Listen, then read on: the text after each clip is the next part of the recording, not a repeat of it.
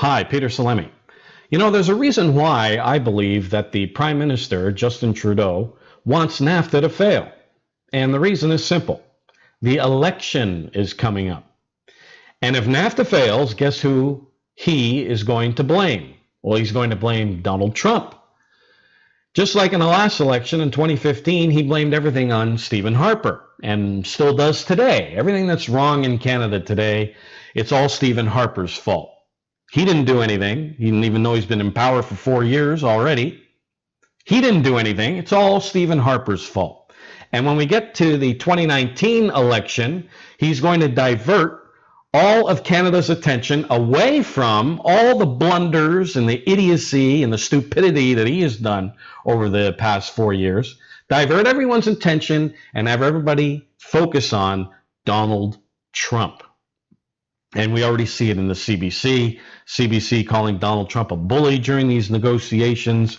So they're setting the stage, they're setting the mood for the next election.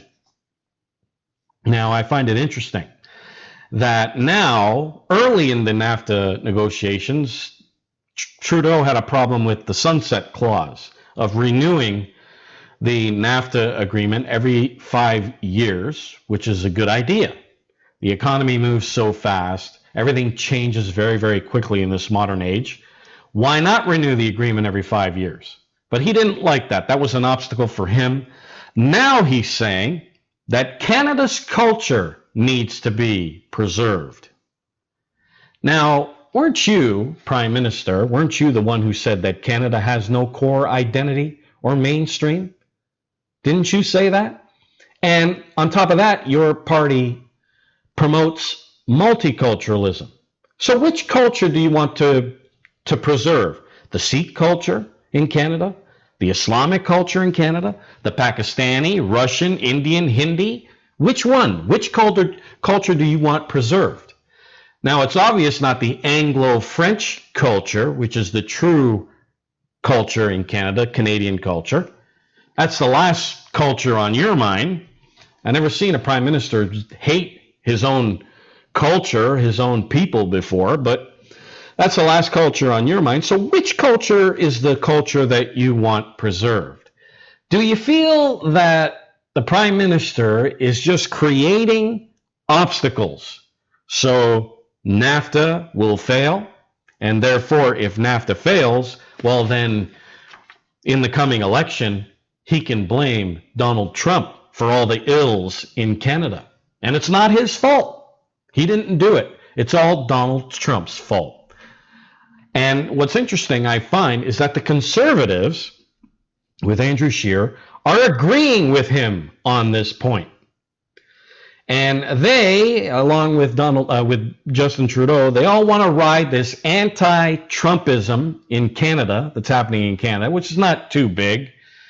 I mean, the media wants to portray it as everybody in Canada is anti-Trump, but I don't believe that for a minute. But I do believe it with the elite left-wing people and the CBC and the way far-out left-wing socialists in this country. I believe it of them, but not the mainstream in Canada. I don't believe that the mainstream Canadians are anti-Trump anyways. But they're riding this anti-Trumpism. And why are they doing that? For the coming election, for votes. Now, I like what Maxime Bernier said to Andrew Scheer in his tweet. Let me just read it to you. He says here, Andrew, you really don't get it. We don't need to stand up to the U.S. We need to sit down with them and negotiate seriously to get rid of harmful barriers, something this government has never done. You're playing the fake patriotism game as Trudeau. Pathetic. He hits the nail right on the head. Fake patriotism. Because the last thing Justin Trudeau is a patriot. He's a globalist. He puts down Canadian culture. He doesn't promote Canada. He puts down Canadian culture.